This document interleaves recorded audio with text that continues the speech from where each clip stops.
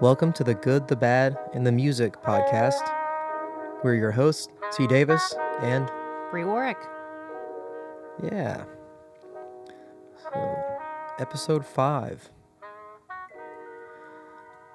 I feel like a lot has gone on since I did that episode with Max. Mm-hmm. Yeah, we've been busy. I think we've been moving forward very intentionally since we've been here the last 6 months. I know for me personally, I think I was maybe like a little low-key depressed the first few months that we were here, just really missing our business in North Carolina and everything that we had going on with that. But I feel like both of us are finally starting to fall into a rhythm of sorts of what life looks like now. So I think it's been good. But you've been doing a round of your very own lately, so tell the good folks about that. Yeah, I mean, I just want to piggyback off what you said. I feel like there were a couple of like good things, but just like kind of small distractions the first couple of months that we were here. Like I went out of town for a weekend for my friend Steve's bachelor party weekend. And then like a month after that, we both went out of town for his wedding. And so we were kind of getting into a rhythm and then being out of town for a few days. And those were good days. I mean, it was really good Oh, we and, had a and blast. special to be a part of that. But I think now that since we've been back and not really leaving town for another couple of months, that we've had a chance to network a little bit more, capitalize on some of the connections that we've made and really kind of get into a rhythm. I mean, you finally getting your first, private therapy client who happens to be a musician. Mm-hmm. And I mean, it's like exactly what you want to be doing. That's Mm-hmm. a big shift that I think has put you in the mindset of recognizing the potential that you have here. And for me, like you said, I've started hosting my own songwriters round with my friend Lauren Michael Sellers, who I met at a round about a month ago now. We met at a round that was put on by Affinity Entertainment at the Valentine on Lower Broadway, and she was super cool. We just really kind of clicked. We're very similar personalities. She has a phenomenal voice. Her songs are so poignant, and she has a way of taking her own struggles and really channeling them into songs that I think people can relate to Mm. very easily. And she's just a very pleasant person to be around. She's very bubbly, and we work very well together. And we started doing our own round because we kind of hung out after the round that we had done, and that one was really good. But we were kind of talking about how they can be a little bit hit or miss. And we were like, well, why don't we just do our own and kind of bring our own flavor to it? So we've been doing a round at Bite a Bit Thai and Sushi, which is a pretty like hip joint Mm-hmm. here in East Nashville. And it's right there in Riverside Village, which is like, I don't know, there's some really cool place. Our favorite, like brunch spot, Dose, is right next door. And it's where a lot of like the indie artists that are based in town who have that like 100 to 300,000 Instagram follower kind of, like all the cool kids hang out there. Right. But Bent and Kevin, Bent is the owner and Kevin is I think one of the managers there. They've been really cool and letting us kind of do exactly what we want to do with it. Mm-hmm. And that includes kind of limiting the amount of artists that we have on every week. Uh, Mostly just so that each artist that participates feels a little bit more like they're a significant part of it. Mm-hmm. Some of the rounds that I've done, there's, you're one of 12 artists that are playing that evening. And there's nothing wrong with that. People do kind of filter in and out of some of those events, but we wanted it to be like, all right, it's 2 hours. 3 artists per hour. Everyone typically gets at least 4 songs in that amount of time. So I'm hoping that eventually we'll get the scheduling down to where we can get 5. We've had some weather the first couple of weeks that we Mm-hmm. did it. This weekend it is not supposed to rain. Fingers crossed. Mhm. So hopefully we'll get it like right on time and everything will be good. Well, it's an entirely outdoor area. Hmm. quite a bit is too small, unfortunately, to do anything inside with what their setup is. So it's all been outside. So unfortunately, yeah, you are a little bit more at the mercy of the weather, Yeah. but it's somehow worked out. Well, fortunately, So, the beauty of what we're trying to do is we're really only having people on that we've personally worked with in the past, and it's not necessarily to shut any one in particular out. It's just we wanted to make it go smoothly. We're pulling from people that we know personally right now. mhm, And so we're having people on that at least one of us has actually heard live or mhm. witnessed perform live. And it's gone really well. We've had such an eclectic group on so far, the people who have been guest artists on it. Um, we've had like some of our close friends, like my buddy Jacob Imran, who plays bass with us on Broadway. He is a incredible singer-songwriter doing his own thing independently. So we had him on the first week. Um, it was really special last week for me because we had my really long time like best friend Tanner McAteer on, and I like learned to play guitar from He him. taught you, I've heard, the first few chords that you learned on the Okay, I guitar. haven't said that on the podcast yet, I don't think. So these people might not know that. But that's kind of a running joke. I kept Yeah. introducing Tanner at our like wedding Mhm. reception party as the person who taught me my first chords on the guitar, So now it's just been a recurring theme. and it just Yeah. kind of became a joke because I said it so much. Um, but anyway, he did, and now he lives here with his girlfriend Madeline, Which and is we're so oddly full circle, isn't it? yeah. So not only was he on the round, but also my good friend the Hound The Brown, Hound Brown. he played on it with us too, and he's from Goldsboro and has been out here for many, many years, has done so many super impressive things, both as just like an instrumentalist playing drums with John Barry. He was one of the early drummers for Zach Brown Band, but also as a songwriter. He's had some actual cuts. Like he had the title track on Joe Nichols' Real Things album. And so it was me and Tanner and Hound in that first hour of the round last week. And it was just great, man. It I don't know, having like you said, it's a full circle moment where Mhm. so much of what is responsible for me being out here just all in the same kind of place doing our own thing. Well, what I loved about it from someone observing all of it is that you all looked like you appreciated each other so much. Mhm. And that's what I thought was really cool. No one was on stage with their cell phone out, you know, scrolling Facebook, which please, PSA, don't do that. If you are trying to portray yourself as a professional, even if it's a songwriter's round and you maybe aren't getting paid, you should not just be scrolling your phone. Be respectful. Anyway, but you guys were just so in that vibe. And you were each looking at each other like, I love you, man. It was like such a Mhm. great, I love you, man. And it just happened that the first round was the three guys and then the second round was the three girls.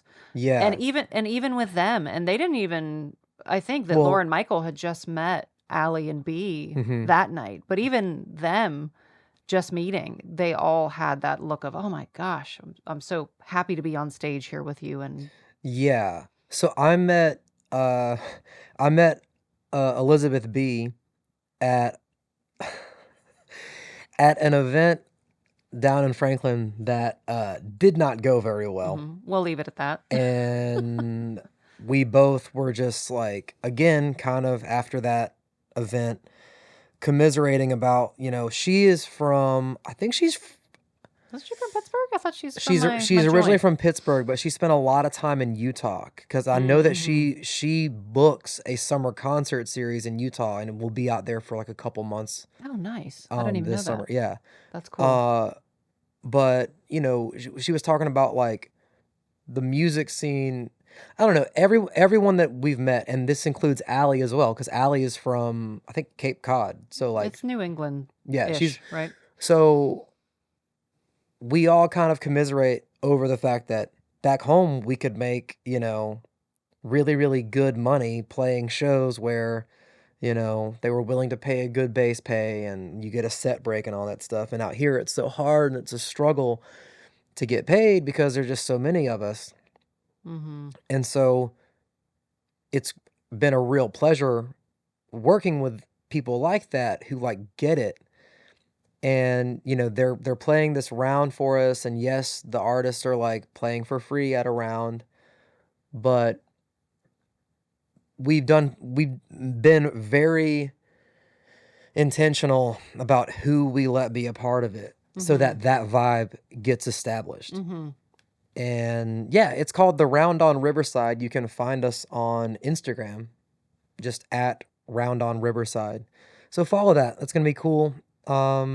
As it continues, we'll do better with the social media stuff. We've been kind of really we booked the first one and it went very well, and they were like, let's do this every week, and then we're like, oh shit, we have to Now we have to actually do this every week. Damn it. now we have to deliver this every week, and we really want to deliver a quality product that attracts people. We want it to be 2 hours of really good storytelling and music and just be special so that people want more of it and it'll be better attended. But yeah, Bite a Bit's been great to us. We're having a good time with that. I've been doing some more Broadway shifts. You have 4 shifts Yeah, 4 this week. to your usual 1. Yeah, we usually have 1. They've been throwing us some extra shifts, which is really funny because I know that we talked about in the last episode, you know, we lost our spot for the month of May, Yeah. and now they're like they have given that one back to us and starting to give us extra shifts. So I don't know what was up with that. But I'm, you know, grateful for it because I've been doing less Ubering as a result. I've been playing some solo acoustic gigs at hotels and got some other things like that booked, and still going out to some rounds.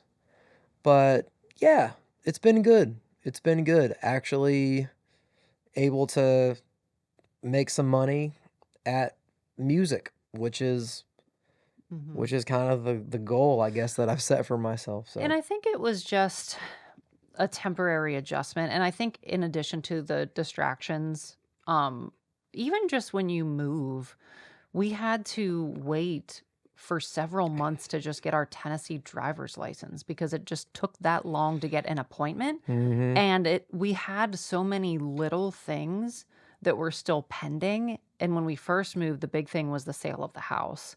Because with that, we were able to clear up a bunch of debt to then be able to basically afford to live here and go into the DMV. And where am I going to shop for groceries? And just so many like piddly teeny Mhm. things that it needs to be done. So it's just very distracting at times when you have so much that you're trying to focus on to propel forward, but it still felt like we were cleaning up things from leaving North Carolina, Yeah. and it makes it harder to focus. So I feel like 6 months later, we're much more locked in than we were. I even mentioned this to you the other day. You were asking me in the kitchen, you're like, do you feel like at home here? And I was like, Mhm. yeah, I know what all the light switches do. That's the You know, barometer. just like little, but that seems, but like Yeah. that just shows you like all those little things when you've lived in one place for so long that are routine and you don't think about. When Mhm. you all of a sudden have to think about all of those things again, you're Mm. like, what the fuck does this light? Like in our kitchen, it's really funny. I'm kind of getting into the weeds here, but like, there's 2 sets of lights in our kitchen. There's one over the island and one kind of like in the master thing. And for like months and months and months, I would turn the one on and it wouldn't be the one I wanted. I'm like, You ah, just shit. figured this out. And then I kept forgetting which one did what. Now I kind of get it. But yeah, so just stuff like that. I got my temporary driver's license. Yeah. Jesus Christ, though, the fucking DMV here. That Yeah. was Mine was okay. I'm such a rule follower. I don't want to do anything wrong for authority that I went in extremely organized. But even like the tingy bit of attitude that I first got, that otherwise ended up being a very lovely experience. The lady I worked with was very, very nice and was even like, "Oh, my son works at the hospital." And, I feel like I made a new friend at the DMV. But at first, they can be very business because I'm sure they deal with so much shit during the day. well. I'm so sure. I'm glad that you had such a pleasant time. Yeah, yours was less good. Well, you have more documents that have your proof of residency because of your like actual job here. Yeah, I mean, and just kind of, And so that made it easier. I yeah. went in thinking I was perfectly prepared, and you know, it's weird because we ended up at the end. When I finally had everything I needed and I came back for the second time with the stuff, and it was all fine. I was able to like have a lighthearted kind of few moments, and it was fine. And obviously, the people that work at the DMV, bless them, I'm sure that they deal with people who are just painfully unprepared all the time. Yeah. But like just little stuff that kind of shifted the valence of our interaction to the negative side. I walked up to the counter with what I thought was all the paperwork I needed. And do not hand anyone at the DMV a folder. Yeah. Do not.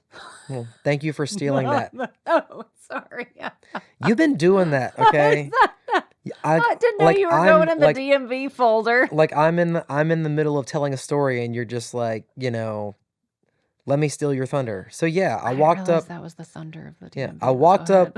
I walked up with all the stuff perfectly organized, top to bottom. Social security card, birth certificate, what I thought were 2 proofs of residency in a folder. And I was like, here's all the stuff. And she's like, I don't need no folder. And I was like, pump the brakes, lady. I'm just trying to like and so you're immediately on the defensive. And so I took the shit out of the folder and started to hand it to her one at a time. And she was like, just hand it all. Like, I don't read minds, ma'am. Don't tell me that. Like I'm not trying to inconvenience you, man. Like, just, so I handed her all the stuff and she was like, a lease has to be notarized for it to be proof of residency. And I was like, okay, well, it doesn't say that on the website. And she was like, well, and she showed me her little printout of the things, the requirements for the documents. And it said, handwritten lease agreements and deeds of sale must be notarized. And I didn't notice that at first. But she was like, you don't have what you need. Here, handed me everything back. Was like, come back with what you need. You don't have to wait in line. Just come back with and I'm like, but I fucking have it. I go and sit in the car and I look over this thing again. And then I notice that it says handwritten. So I walk back in there and I was like, ma'am, on the paper that you just gave me, it says handwritten. And she was like, I'm just telling you, they've told us we can't take it. And here's my thing. I felt like I was being gaslit. Like by yet another government agency. and I'm just like having almost a panic attack because it's already unpleasant to be in there. The long and short of it is I got the shit that I needed. I came back here. Oh, and this is rich. I came back here, printed off the entire insurance policy. What was it, like 60 pages or some shit? Front and back. Front and back. And I printed it off and I brought it back to her. And I handed her all of the things, and she was like, why are you handing me, like, I don't need this whole stack of papers. I just need the first page. So she rips the page off the stapler and like tosses the other stuff back to me. And I'm just like, this is why I don't have ink in my printer now, is because of the DMV. Yeah. This is why. But yeah, so I was like, you know what? And I told her, and I was like, listen, I think the state of Tennessee has set us up to have a not pleasant interaction because I'm going to tell you, before I left, you mentioned to me that it should say on the website that lease agreements have to be notarized. And I looked, and it doesn't say that. So, and that's not your fault. So I appreciate where you're coming from. You're just trying to do your job, but just know that like I have no way of knowing that before I come in here because they haven't updated it on their end. And that made it more pleasant. That Mm-hmm. de-escalated the situation. And then she was like, will you step back and take a picture? And I like took my hat off and I was like, how's my hair? And she looked up and I had had a hat on the whole time. Bald as hell if Yeah. anyone doesn't know what So Tyler she looks like. so so that made her laugh like out loud, and I feel like it was like, okay, we're good, you know. Mm-hmm. But that's just a bummer. It sucks. I wish that it from my point of view, it could have been that way from the outset of the interaction. But Mm-hmm. sometimes people are just, you know, not having a good day. I don't know. And I would imagine that most days at the DMV are not great. Yeah. But empathy, man. We all need empathy, folks. We just all need to. Mm-hmm. That concludes my TED Talk. Great. So, what's up with you? Yeah. You mentioned this. I have my first official local client. Yeah, more for speech therapy type things and as a musician, and that's been going great. Just got a message today from someone else in Nashville, more singing specific, I believe that is interested in working with me. So I'm very excited about that. When we lived in North Carolina, we were on a trend where it seemed like every week, even if it wasn't something that immediately turned into a client, I was at least getting an inquiry, it seemed every week. So not having that at all for seemingly 6 months was a hard transition for sure. And I'm very happy with the work I'm doing at the hospital. But still, I like having that autonomy over the creative side and the creative things and working on singing specific stuff. So I am really hoping to continue with that here. I think the face of it is just going to look a little bit different than it Hmm. did where we lived in North Carolina. And that's what I'm here to do, though. I did have a meeting at a doctor's office last week, which Yeah. is slightly somewhat comical. I had sent out maybe 10 emails, got on the old ChatGPT and was like, who can I get in touch with? I know I cannot just wait to be discovered on social media and clients will just fall into my lap. That's something that we have learned over time. You have to be present. I think the social media stuff is important, but especially when you're looking to do things local to your area, you have to get out and you have to talk to people in person. I don't think that is ever going to really be replaced. And Oh yeah, so you think that? I do, maybe. But what? I told you to do that. I said you should go to every private school that might have like a music or theater program. You Mhm. should go to doctors' offices. You should go to Mhm. ENT clinics and just introduce yourself. And you were like, that's not how it works. Well, to an extent, because you know that people in doctors' offices are very, very busy.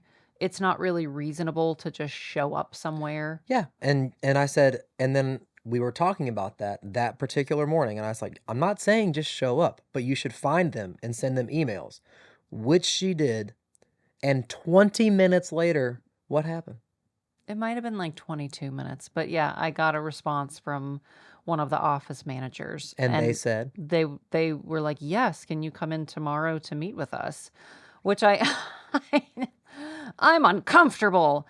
And they were asking me specific questions of things that I don't have, like a referral pad, because I did not think I would have to be prepared so quickly because I just assumed that no one would respond to me.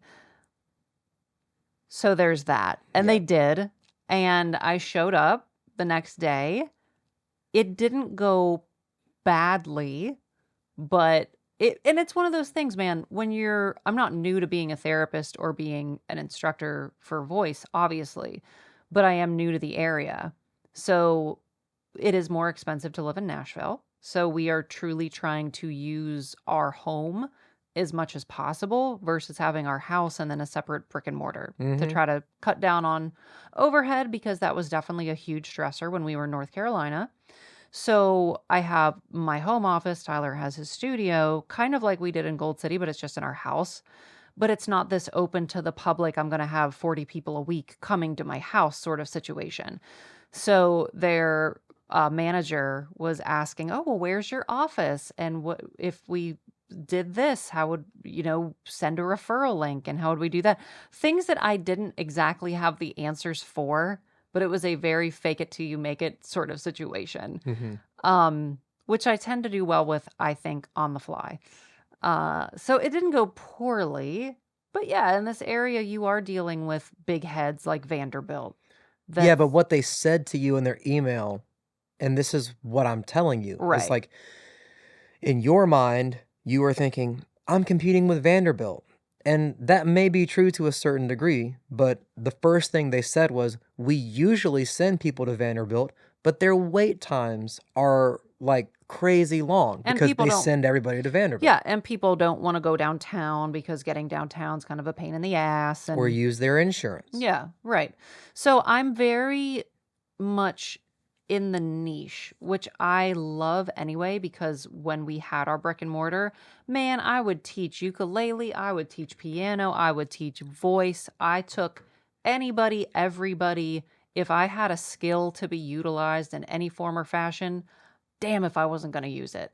I feel like we had to. We both Yeah, kind of had to you do that. it felt like we had to be stretched so thin, but things are just so much tighter here that I can be really niche. I can be, no, I take private pay, and it is people of a certain age range with certain diagnoses or not, and maybe we're just doing singing specific things only and just general vocal health. um, I want to be very niche, so I feel less desperate. So there is a point of confidence that, yes, if you work with me, you know that you are going to get a high degree of my attention Mhm. and expertise for a very specific thing, because I'm not some we do it all sort of clinic, which at bigger clinics too, you also have different therapists with different skill sets. So they can have a lot to offer, but it always just depends. But truly, if someone is coming to me, it is for a very specific sort of thing. I Mhm. I don't want to be the one size fits all, and I'm not. Yeah. So I think I've become more comfortable over time with not being the one size fits all, Mhm. and I Yeah. feel good about that. Yeah, and that was just like, one interaction with one office. Right. And now that you have again, all of these things are learning experiences, Right. so you're gonna take that and like, "Okay, well, now I'm gonna have a referral pad, and I'm gonna make sure I have And business now I know cards." exactly what that is. Yeah, I didn't even have business cards, and I felt kind of dumb because I had made a nice little printout one sheet as best as I could. But what was the leave behind? A You leave taught me behind. that. What? And you smile every time you say that. I don't know why. Do you just like the name? I think I heard it in, the movie I Love You, Man, where, Oh, like, okay. Gil is, like, giving, Peter shit about he's like, "Hey, man, you gotta have some leave behinds." Mine, urinal cakes. Oh yeah, And the urinal he's like, cake. "Yeah, you do know who I am. You pissed on my face." That's right. Okay, maybe I But need some urinal but the cakes. leave behind let's not do that. I don't really think that's a good thing. Can you imagine? I just Oh my walk into a bunch god. of doctors' offices with urinal cakes. They, 'Cause that's what you wanna be known for, as the face that everyone pisses on in Broadway. I mean, I came here to be remembered. Damn it! Oh, this is getting awkward. Not at all. I'm having a great time. I'm sorry if you feel awkward. So yeah, but the leave behind, where it's the nice, pretty cardstock with all the colors, and I came in with I printed this with morning copy paper. with literal copy paper. That's like translucent. It's You can see someone's face through it if you hold it up to the light. Yeah, but it's fine. But it's look, but fine. but the information on it was good, I and think so. yeah, you do know what you're talking about. It's not just some Allegedly. crazy lady. Yeah, no, yeah.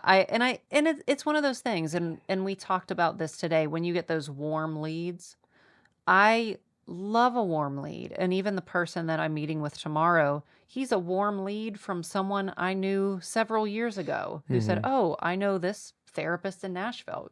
You guys should get connected."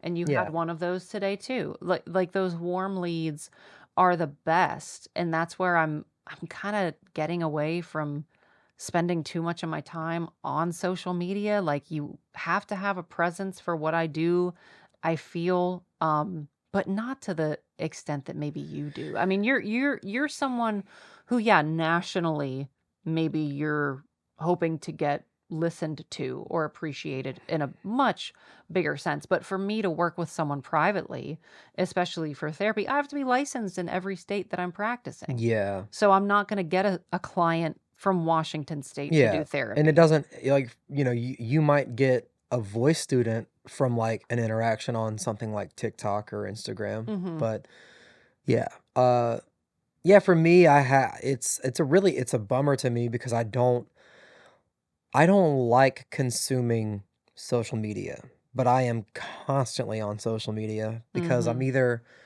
when that's kind of like what people use as an electronic press kit these days is their Instagram account. So when you meet a new artist, it's so cliche. It's like, let's exchange Instagrams, and you do. And so you're following another person, and Mm-hmm. then, you go and look at what they've done and what they're putting out and all this stuff. And it's funny, the last couple weeks, I've had a YouTube channel since 2010, Tyler's old. and it's been, the content has not been spectacular or anywhere near consistent enough. I did when I was doing like the Loopy Tuesday videos in Those were 2019. great too. Yeah, That was your Mark Rebier kick, I though. took a lot of those down because they were kind of cheesy, and they Huh. they didn't really get a lot of views. But Huh. I was doing it once a week for like a whole year. But I did a couple of videos, in this studio over the last month about AI and how it's gonna fucking ruin any kind of artistic endeavor. And the two videos that I've done about that have actually done decently well. Mm-hmm. And I now have 314 subscribers, and I had, sub 300 for a long time. And that's not a big deal, but these videos are like garnering some actual interactions with people.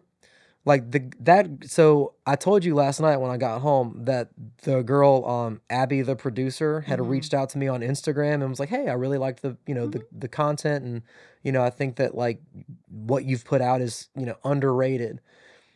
And this morning I was like looking at her stuff, and she's done interviews with like some pretty big producers. Like she interviewed Andrew Sheps, who is just a monster Grammy award winning mixer. Like he mixed Stadium Arcadium by Red Hot Chili Peppers.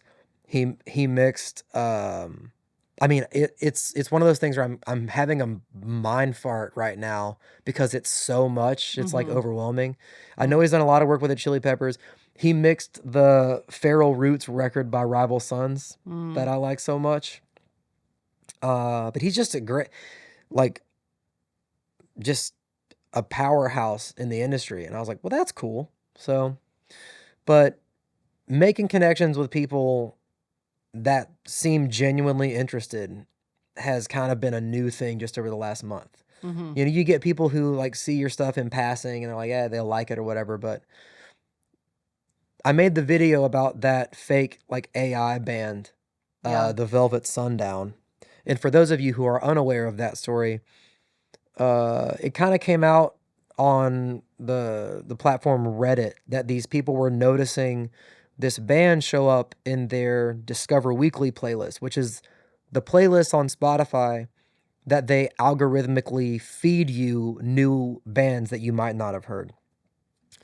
And people were looking into them, and it seems like everything about them is AI generated. So the music is AI generated. You can hear the digital artifacts in it, and all of their images look like illustrations. Yeah, they don't It's look like real so people. obviously AI. Their bios looks like it was written by ChatGPT. None of the people listed as members of this band seem to exist. They don't have any online footprint, but they've released 2 albums in the last month and have, as of now, over 500,000 monthly listeners on Spotify. To be able to do that organically with no prior history is kind of insane. So there's a lot of conspiracy thinking going on around, like, is this something that Spotify has done to try to, kind of basically double dip? Like, they're getting all of these subscriptions and then releasing fake content that doesn't cost them anything. It doesn't cost anybody anything. And it kind of competes with real artists.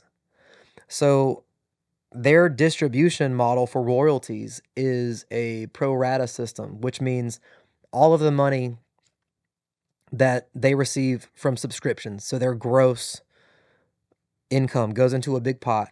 They take 30% off of the top, and then the 70% that's left gets divvied up between all of the artists on the platform based on the proportion of streams that you get. Pardon me. So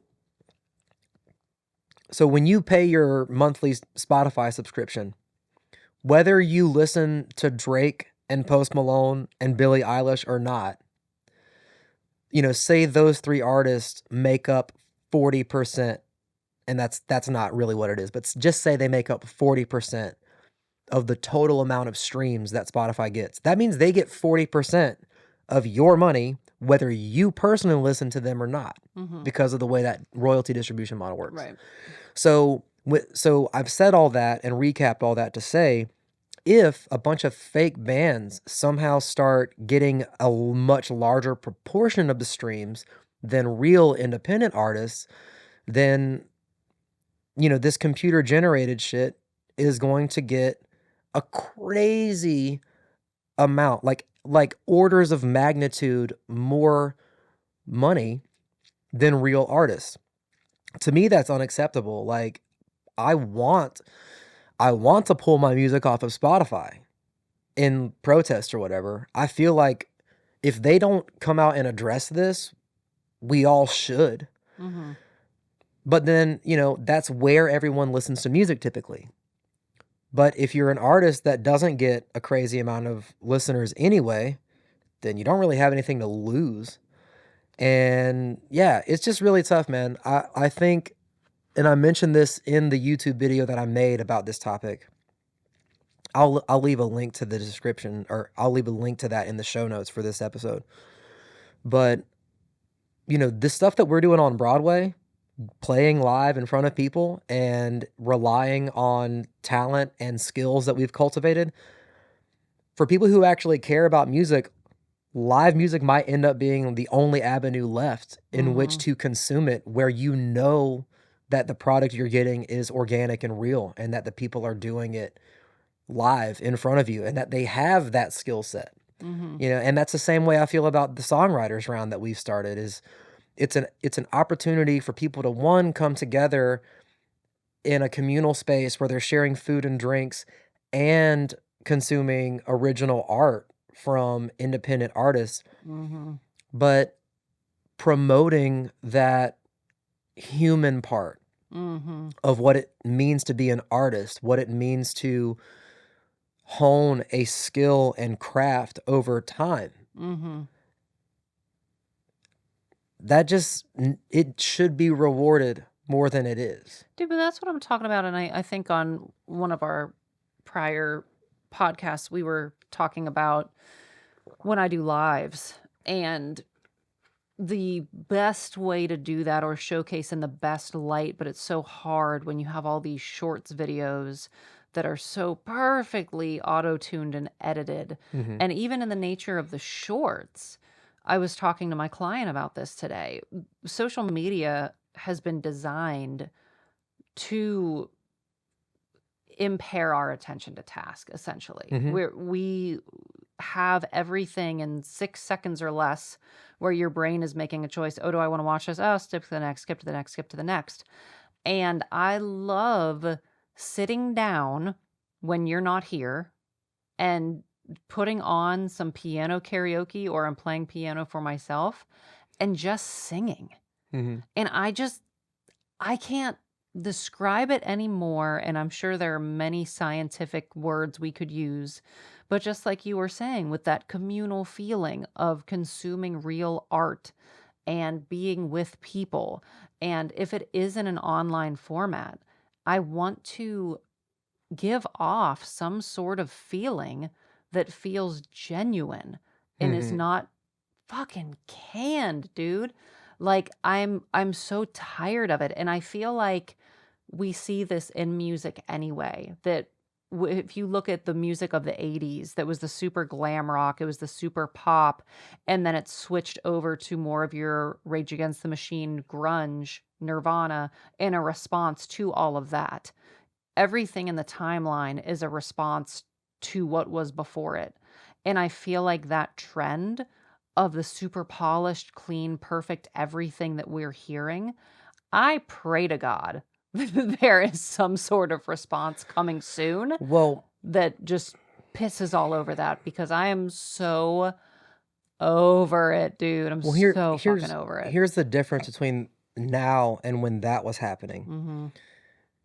The artists that are putting out more raw, organic things just find a small niche, and they find their audience who will support them monetarily, who will go to the Mm-hmm. shows. And in that regard, the internet is great, but here's the problem. It's only great up to a point. Mm. If every other thing that you see on Instagram, Pinterest, Facebook, whatever is fake, people aren't even going to want to be there anymore, and it's going to be overwhelming. Like, that was part of the democratization of the technology, the ability to record for less money, Mm-hmm. at your home. It was supposed to be great for independent artists because it turned it into a meritocracy. But that Mm-hmm. same technology that for the last 15 years has been giving small artists a bigger voice is now overshadowing them with fake horseshit that is Yeah. created by a computer in 30 seconds, which, by the way, is only able to do that because it has been fed all of the music from all of the art that we love, and has been trained to recreate facsimiles cheaply of all of those things. Dust on the wind. Right. That was one of the song titles for that fake AI band, was Dust on the Wind. It's like, tell me you didn't even try to hide this. Right. Tell me you're AI without telling Yeah. me you're AI. So that's the tricky part, is at least in my line of work with what I want to do. Like, at least you could develop a network of referrals Mm-hmm. from ENT clinics and stuff. But for me, the strange thing in this catch-22 that smaller independent artists have is the way people are blowing up, or at least have been for the last 10 years, especially since COVID, like 2020, the pandemic, TikTok started blowing people up, is by being successful online. Mm-hmm. You have a big viral moment, people share your stuff, you develop an online following, then the industry will take interest in you and give you financial backing and all of that. And now artists basically have to do the front-loaded work of what the labels used to Right. do. So that's my point is labels aren't discovering artists. Artists are being discovered by their audience, and then labels are just capitalizing on that and offering them 360 deals where they get a percentage of every single thing the artist touches for basically the rest of their career or for the duration of the contract. So here's the issue. And this is also something that I mentioned in that video that I made. Gen Z, and I hate to generalize entire generations, but this is just how we do, that's how epidemiological studies are done. It's like they just poll people and figure out what the trends are. So I'm quoting an article. 49% of people born after 1997, when asked if they care that the music they consume was created by artificial intelligence, say that they don't. 49% do not? Of Gen Z, people Wow. born after 1997. And that I don't even know what to do with. Yeah. So I think not only are we going to have to, like, if it's going to keep doing what it's been doing, if the internet is going to present independent artists with the opportunities that it has over the last 10 or 15 years, that might still happen, but it's going to be an even smaller proportion of the users of those platforms that will engage only with real musicians and artists. And, yeah, it's a scary time. It's scary. Like, I am not, the only thing I am hopeful about is that I can play live. I can do it. So if that becomes what people value, or that if that becomes the outlet that people seek when they want the real shit, I can do that. At least for now, while I have my health, I can do that. But I have no fucking clue what the music recording industry is going to look like. Part of me is hopeful that there's going to be some purists out there that really do care. And like you said, maybe there will be a cultural shift, a cultural background, or a cultural backlash to this trend where people just get disgusted with it. Because for me, I felt like I wanted to put my feet in the dirt and take a shower. Like I wanted to go swim in the river after discovering that an AI band has 300,000 more monthly listeners than I do. Yeah. And now it's, it's growing every day. I don't 500,000. When we looked yesterday, it was like 500,000. It is concerning. All of it's concerning. And yeah, man, I'm hoping there is going to be some sort of revival where it's just, it's sometimes it feels like art is getting lost. So parents, please. Gen Z children, please. If you're a parent, if you're a parent of a young kid now, it's like, try to pay attention to what they're consuming and try to place value on stuff made by human beings if you can. Tanner has started teaching some lessons here in town, and he had a student who was like, yeah, they listen to AI music and they don't care that it wasn't created by a person. And what's funny is, like, he said that the kid's mom is taking piano lessons in the next room and, like, does care about it. And she's like, I think he said she's like an architect or something. So it's not, it's that she is like an educated person who, like, cares that her kid is exposed to the arts. Otherwise they wouldn't be in guitar lessons. But it is instilling the values. I don't know. Maybe I'm just an old man shouting at clouds. No, I know, Donald Fagan. Calm down. But I feel like that's interesting, though. Why then even learn an instrument if you're just going to do AI doctored music. I No, mean, it no, feels like it I'm works not against saying itself. that the student was making it. I'm saying they had no problem consuming it. No, I So they understand. might value being able to play the instrument themselves, but it's like they just don't care where what they like comes from Hmm. as long as they like it, But I'm you sure know. we could see so many parallels with this in other forms. When the TV dinner first came out, I'm sure many people were like, "This is the end of health," and Yeah. and it was. They were Well, right. yeah. They Well, were right. someone which I'm pretty sure now was just like trolling me, was commenting on that YouTube video that like, you know, that it's no different that like you have to know how to intelligently prompt Hmm. the AI to get it to put out something that you would want to listen to. And I was like, let me ask you this.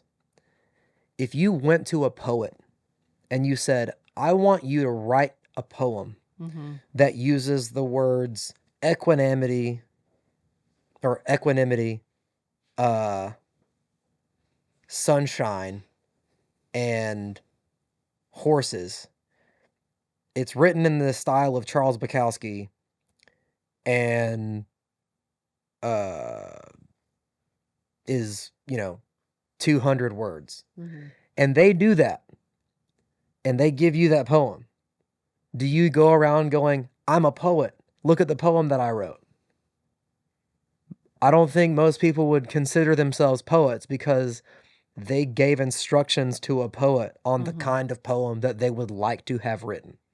So let me ask you this: what, in your opinion, because it is 2025, and we, like you said, an old man screaming at the clouds, it's not that we never use AI. You and I. Hmm. So I know that I will use AI all the time for idea generation, right? So even if I'm writing a post for social media myself, but I might use AI to get a topic kickstarted. Hmm. I don't always have the idea, or I'm like, oh, I'm thinking of this type of thing. I don't know exactly my direction. It's great for idea generation. I love it for that.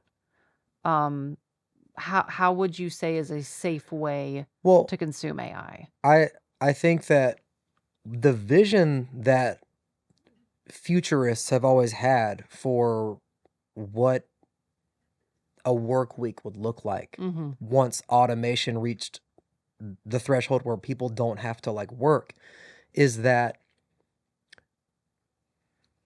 all of the repetitive, tedious tasks that don't feel enriching to the human condition would be automated away, Mm-hmm. and that would give us more time for artistic expression, learning, Mm-hmm. consuming literature for the purpose of enrichment Mm-hmm. and self-improvement.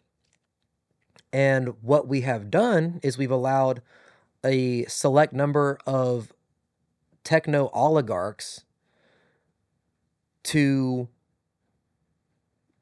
basically have a monopoly on that technology, and they're realizing it is more beneficial to them to focus artificial intelligence on taking over the artistic, creative, and what we typically look Mm-hmm. at as self-enriching endeavors, and leaving basically like the manual tedium still to undereducated people.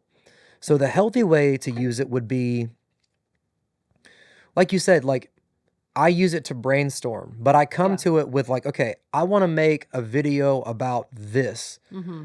and I use it to express myself and then hone it a little bit and Mm-hmm. just tighten up the direction.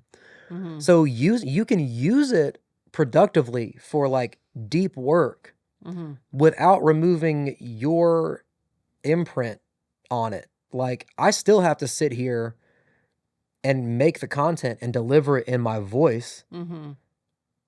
I just it's a tool to gather more information efficiently. Like I use it to go, okay, find me 4 articles about current events in technology and music or in the Americana Right. music space. And then I decide, okay, I want to explore that. Okay, give me more articles about this. So it's it's stuff that I would do anyway. It just takes less time. Right. It's It gives like, me more time to focus on the actual creation hmm honestly, it gives me more time for the creative part yeah. because the idea ends up being more fleshed out when I sit down to start making the stuff. hmm And I think it's kind of reminiscent of what the card catalog at the library. Hmm. You are assisted with it. And I'm sure there are purists that will just draw the line of, oh no, you absolutely shouldn't use AI for anything. But simultaneously, I guarantee that they've got a phone in their pocket. you know, it's like how much of a purist does one want to be? And I feel like anyone could argue any point. Like, how deep in the woods of Kaczynski do we want to go before we say, like, the machines have taken over and it's Wally? I don't know. That's tough. Yeah, I mean, but I think the hard part is those tools are valuable for, like I said, the deep work side of things Mm-hmm. where your humanity is still in it, but you're just more efficient. But I know. it's really the social media stuff, man, because Yeah. and it's a it's a lot more Brave New World than it is 1984. Mm-hmm. People are just consumed with entertainment. It's the constant dopamine hits, Hmm. right? Nobody to an extent wants to do too much, think too much. The fact that we could have people writing college papers just completely AI generated, like they didn't even have to spend time on it, that blows my Yeah, mind. that I was mean, like, another article that I read last week. Is they released a study. God, I can't remember who conducted it. They did a study of people's brain activity while writing an SAT essay mm-hmm, with no assistance. mm-hmm, Another group could use Google search, mm-hmm, and then the other could use ChatGPT. mm, And it's painfully obvious that this was going to be the result, but it's exactly what you would think. The people who were using ChatGPT felt the least amount of personal ownership over the final product. yeah, They felt uh, they could not recall anything. They couldn't quote anything from the essay that they wrote, and the neural pathways are entirely different. And yeah, it just makes perfect sense. So these kids, God, I mean, like I think of like our nieces and nephews, where it's like they're gonna grow up in a world where you don't like you could do your homework in 5 minutes mm-hmm, because you don't actually have to do it. You can just ask a machine to spit out the answers for you. yeah, And I saw when we had Gold City, we had college kids and they're working in the record store. And when we were slow, we let them work on their schoolwork. And there were many times I came out and I'm like, dude, you're not doing this work. mm-hmm, You're asking ChatGPT verbatim the question. mm-hmm, You're not learning anything from this. yeah. You're not using any critical thinking or problem solving skills. You're not imprinting anything into your long-term memory to use at a later date. Well, and part of that learning process is the struggle. Mhm. Becoming a therapist, I've had so many fuck ups and blunders and put my foot in my mouth, not knowing what the hell I was talking about, and But I learned by making mistakes. Like with any skill, you learn by making mistakes and figuring out different ways. Yeah. And it is concerning to think that we might be moving into a generation where that's not happening. And also just with the anxiety that we all seem to be riddled with, we're Yeah. all, and we saw this in some of our employees. They were so afraid to make a mistake. And I didn't think that we were bad bosses, but I'm like, do they think we're going to rip their throats Yeah. out? I Like, was what are, like, I'm a pretty jovial person. I don't understand why I'm so scary. You right. know, I told all of our employees when they started, show up on time and don't steal from me, and we're never gonna have a problem. Mm-hmm. Like, I'm leaving decisions up to you. Like, and then this is what I said. I told them, I was like, if you have to make a decision that would cost, that could possibly cost me $50 or less, go for it. If you make a mistake, it's no big deal. If you legitimately think that you might make a mistake in a situation that will cost me more than $50, then come get me. But other than that, you got to learn. You got to figure things out. Mm-hmm. And it's this fear, that fear of failure that creates more failure. It's paradoxical because Yeah. when you are so obsessed with doing everything perfectly, you don't develop the emotional fortitude to deal with failing. So every time you fail, it feels worse and worse and worse and worse. Mm-hmm. And two, failing is learning. Yeah.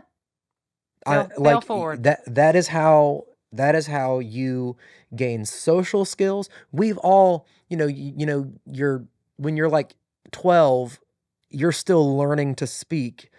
And so people think just because these kids are old enough to like drive when they're 16 that they're somehow, Like they know you're some shit. still learning how to talk. You're still learning how to I love interact when you say that. with Your people. prefrontal cortex. Um, You can make fun of me all the fuck you want for me I'm only saying that. laughing because you say it so much. Yeah, I because I don't want to have to say that as much as I do, but apparently it's a problem. Is people we're holding kids accountable for the fact that their brains aren't done cooking. so when you had your, I think it's so great to revisit this. Can you please tell the good people your very first gig when you were like 17 years old? My gig or job. Gig at Double D's. Yeah, I played from 8 to 12 just for tips at a bar in Fremont, North Carolina But you called Double and you D's. knew how many songs? Yeah, I think You I didn't knew. even loop. You didn't. No, I couldn't play any lead.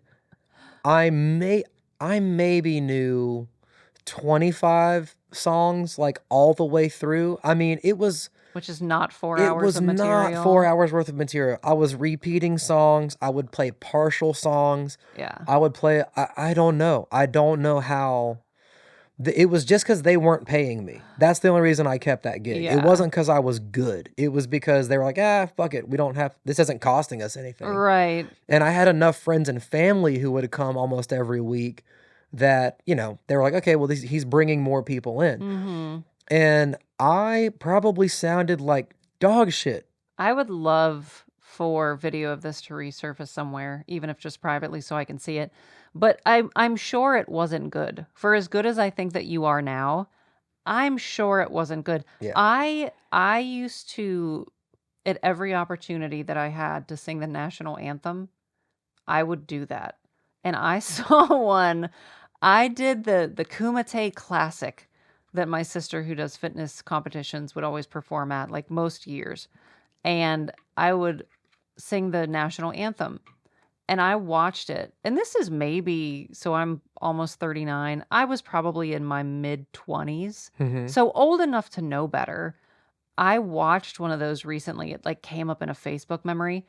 It was so bad. I cannot explain to you how bad it was. It was horrible. Yeah, like, it's it was terrible. I'm just gonna say this. I have never sung the national anthem at an event because one, the national anthem is very hard to sing well. And two, I just can't. It's so funny to me, the balls on this one to like, You know what? At every opportunity I can, I'm going to sing the national anthem in front of large crowds. You know what? You know what inspired me? You're gonna laugh at me.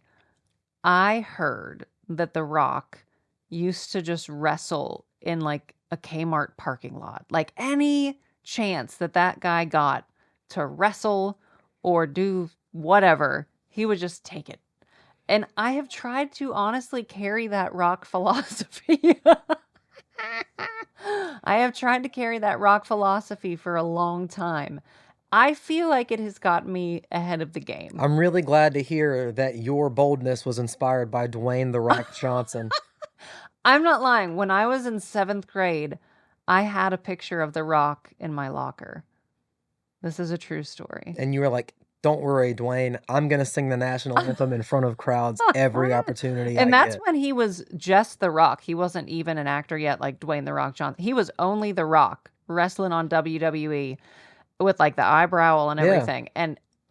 That was my boy. He was in my locker giving me motivation even at 12 years old. And now he's, Now he's worth like $1 billion and Yeah. he's doing just fine. Yeah. So we all need a little bit more of The Rock in our lives. All right, folks. I think. You all need a little bit more of The Rock in your lives. You've heard it here first. I think that's I think that's a solid episode. Let's just end it right there. Okay, kids, remember what The Rock said. Take every opportunity to wrestle in Kmart parking lots that you can. Yeah, so check out the Round on Riverside. I'm going to leave the YouTube videos that I mentioned in the show notes, so you can go watch those if you want. Stay tuned. We're going to probably try to have some guests on here shortly. Like I said, we've both been kind of busy over the last couple weeks. Some things have started to pop off a little bit, and that's always good, but it means we've had a little bit less time for podcasting. So we apologize for the delay, but we're going to be having some more episodes coming up soon. Anything else you want to cover? Are we good? No. Let's get this. Remember what The Rock says. Music going. Yeah. All right, folks. If you're watching on YouTube, hit the subscribe and like button, and maybe comment an idea for what you want us to cover in the next episode. If you're listening on Apple, you can't do that, but we love you anyway. All right, folks. This has been the Good, the Bad, and the Music podcast. I'm T. Davis, and you are Bri.worek. And we love you all. We love you all so much. Thank you.